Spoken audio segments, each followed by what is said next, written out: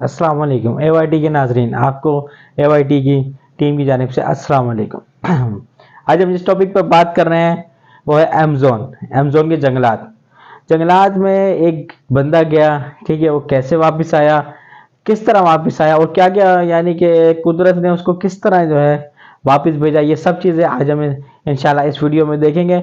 Amazon के जंगलात के बारे में भी आपको बहुत सी मालूमात हासिल होगी। वीडियो को पूरा देखिएगा।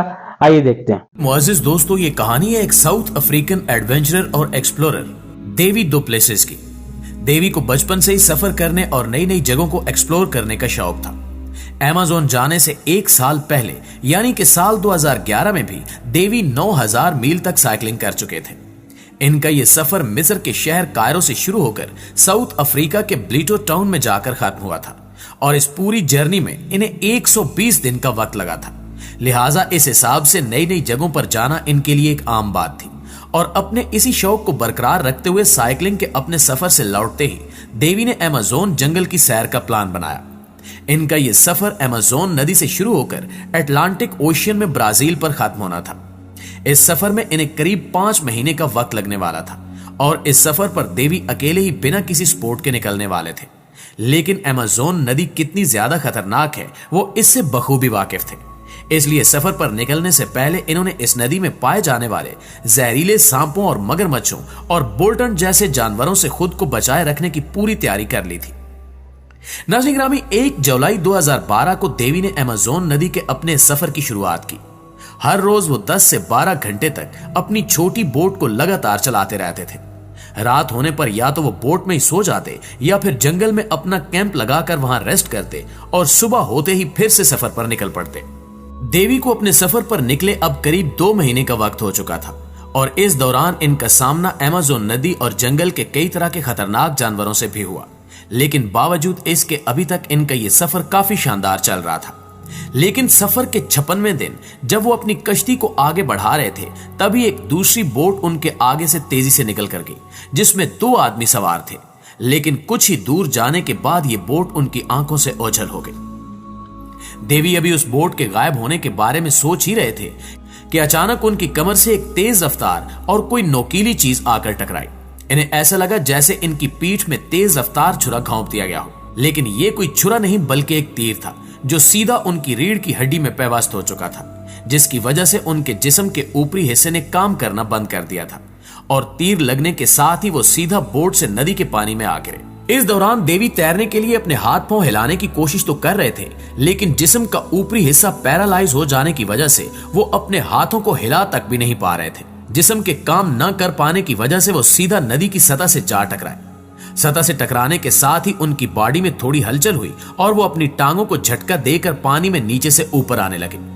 ऊपर आते ही उन्होंने अपना सर पानी से बाहर निकालकर चारों तरफ देखा, लेकिन उन्हें वहां कोई भी नजर ना आया सिवाय पानी में तैरती हुई अपनी छोटी सी बोट के, जो कि डेवी के पानी में गिरने के साथ ही उलट चुकी थी।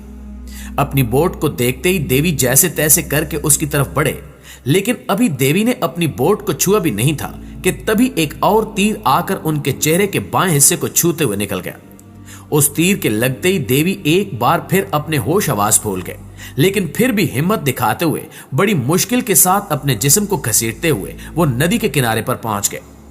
अभी डेवी नदी के किनारे पर पहुंचे ही थे कि एक तीसरा तीर आकर उनके चेहरे के दाएं हिस्से पर लगा।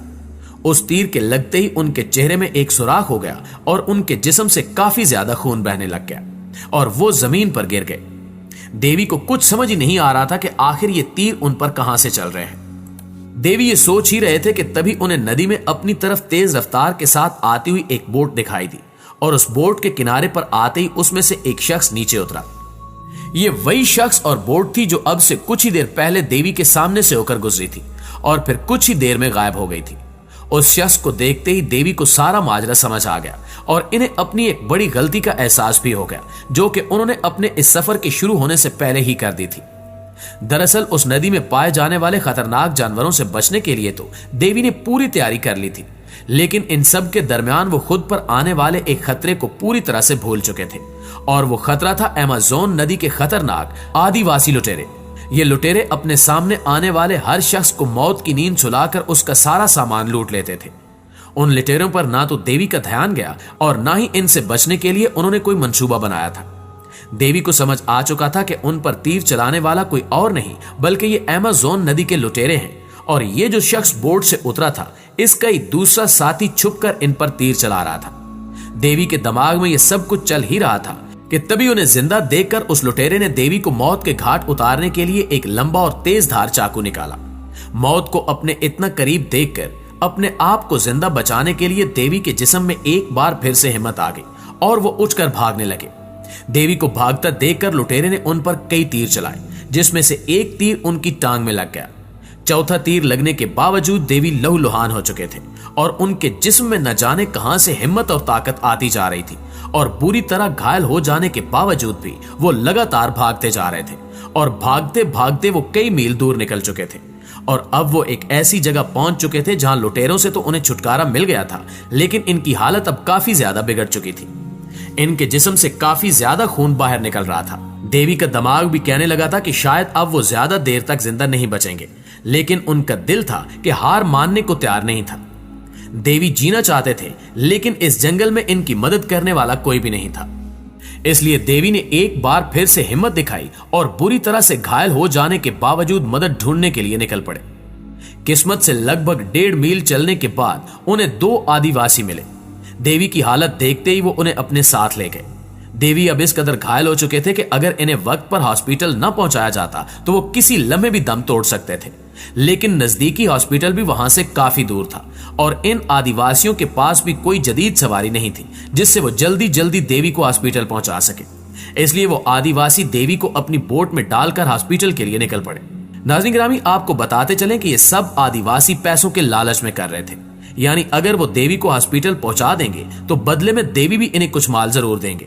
लेकिन जब इन्हें पता चला कि देवी का सारा पैसा और माल लुट चुका है तो वो उन्हें बीच रास्ते में ही छोड़कर वापस चले गए। देवी में अब इतनी हिम्मत नहीं बची थी कि वो उठते और आगे चल सकते। इतने लंबे अरसे से मौत से लड़ने और हिम्मत दिखाने वाले देवी भी अब हिम्मत हारने लगे थे। वो ये मान चुके थे कि शायद मौत अब उन्हें किसी भी लम्हे गले लगा सकती है, लेकिन इनकी किस्मत को कुछ और ही मंजूर था।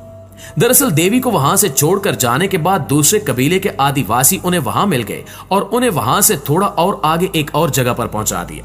फिर आगे एक दूसरे कबीले के आदिवासियों ने उन्हें थोड़ा और आगे पहुंचाया। इस तरह अलग अलग आदिवासियों की मदद से देवी हॉस्पिटल तो पहुंच गए, लेकिन हॉस्पिटल पहुंचने के बाद भी इनकी मुसीबतें कम नहीं हुई। दरअसल हॉस्पिटल पहुंचने के बाद देवी के पास ना तो इलाज करवाने के पैसे थे और ना ही डॉक्टर देवी की जुबान समझ पा रही थी। इसलिए देवी ने अपनी मां को फोन करके सारा वाकया बताया। देवी की मां ने समझदारी दिखाते हुए फेसबुक पर इस वाकये को डालकर मदद की अपील की। देवी की मां का यह आइडिया काम कर गया और 2 लोग देवी की मदद के लिए हॉस्पिटल पहुंचे। हॉस्पिटल पहुंचते ही उन लोगों ने पैसे जमा करवाए, जिसके बाद डॉक्टर्स ने देवी की जांच शुरू की। देवी के जख्मों की जांच करने के बाद डॉक्टर्स ने कहा कि इनके पास कोई ऐसी फैसिलिटी नहीं है जिससे वो देवी का ऑपरेशन कर सके, जिसकी वजह से डॉक्टर्स ने देवी को पीरू के एक हॉस्पिटल में रेफर कर दिया। लेकिन अब सबसे बड़ी परेशानी यह थी कि शाम के करीब 6 बज चुके थे और रात के वक्त कोई भी जहाज उड़ान नहीं भरता था। लेकिन इसका भी एक तोड़ निकाल लिया गया और कमर्शियल एयरलाइन के जरिए देवी को अस्पताल पहुंचाने का फैसला किया गया। इनके साथ फ्लाइट में इनकी मदद के लिए वो 2 अजनबी लोग और एक डॉक्टर भी मौजूद था। लगभग 1 घंटे के बाद वो हॉस्पिटल पहुंचे और हॉस्पिटल पहुंचने के साथ ही डॉक्टर्स ने देवी का इलाज शुरू कर दिया। नाज़रीन गिरामी, देवी के जख्म इतने गहरे थे कि इसका अंदाजा आप इस बात से ही लगा सकते हैं कि इन्हें 12 दिनों तक आईसीयू में ही रहना पड़ा और करीब 1 महीना इन्हें हॉस्पिटल में गुजारना पड़ा। 1 महीने बाद जब डॉक्टर्स को लगा कि देवी अब खतरे से बाहर हैं, तो इन्हें हॉस्पिटल से डिस्चार्ज कर दिया गया। आज देवी एक राइटर, एक्टिविस्ट और मोटिवेशनल स्पीकर हैं, जो लोगों को अपनी कहानी सुनाकर इन्हें जिंदगी के हर मोड़ पर डटे रहने की तलकीन करते हैं। जी तो प्यारे दोस्तों, अगर आप भी देवी के इस वाक़े से मोटिवेट हुए हैं तो हमें कमेंट बॉक्स में जरूर बताइएगा। बाकी मिलते हैं अगली वीडियो में, तब तक के लिए अपना और अपने प्यारों का ढेर सारा ख्याल रखिएगा। अल्लाह निगहबान। तो नाजरीन, आपने देखा कि किस तरह वो शख्स अमेज़न के जंगलात में गया, किस तरह उसका 2 कश्ती वालों ने पीछा किया और उसे तीरों की बारिश कर दी गई। हम कहते हैं कि हमारे जो है डकैत आज़ाद सिर्फ यहाँ तक महदूद हैं, ठीक है, यानी कि कराची में ही होती है सारी डकैतियाँ। अब आप ये देखें कि अमेज़न के जंगलात तक भी ये डकैत लोग मशहूर है और वहाँ जिन लोगों ने मदद की वो भी किस नीयत से की कि हमें इनाम मिलेगा। जब उनको इनाम की उम्मीद खत्म हो गई तो उन्होंने उसको रास्ते में छोड़ दिया। लेकिन बात वही है कि जिसे अल्लाह रखे उसे कौन चखे, और वही हुआ कि अल्लाह ने उसकी जिंदगी देनी थी, अल्लाह ने उसको जो है बचाया जिंदगी से, और उसने अमेजोन के जंगलात के हालात हमें बताए। ये वाकया सच है कि अमेजोन के बारे में अभी हमें सिर्फ और सिर्फ 12% पता चला है। कितने परसेंट? 12% पता चला है। लेकिन आगे क्या है उसके बारे में जो है हमें ये मालूम नहीं हो सका। अमेजोन के जंगलात में ऐसी ऐसी जगह है कि जहां पे सूरज की रोशनी भी कम से कम 8 मिनट लेती है पहुंचने में, यानी कि दरख्तों से निकल के जमीन पे लगने में। लेकिन अभी तक साइंसदान उन जगहों को के राज भी नहीं जान पाए। तो इंशाल्लाह हम आने वाली जो वीडियोस बनाएंगे उसमें हम अमेजोन के जंगलात के बारे में भी बात करेंगे। चैनल को सब्सक्राइब कीजिएगा। इंशाल्लाह। अल्लाह हाफिज।